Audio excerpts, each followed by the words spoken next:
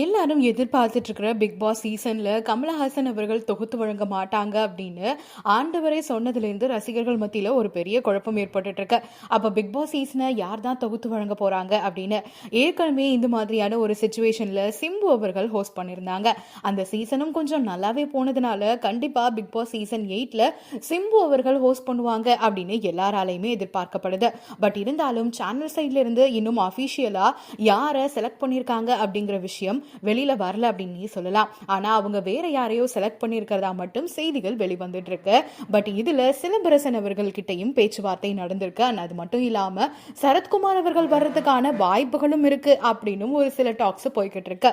சரத்குமார் அவர்கள் கண்டிப்பா big pass host பண்ணா எப்படி இருக்கும் அப்படின்னு இப்பவே ரசிகர்கள் எல்லாரும் பேசிக்கிட்டு இருக்காங்க. ஆனா அது மட்டும் இல்லாம விஜய் சேதுபதி அவர்கள், சிவகார்த்திகேயன் அவர்கள், இந்த மாதிரி லீட் கேரக்டர்ஸ் எல்லார்கிட்டயுமே பேச்சுவார்த்தை நடந்திருக்கு.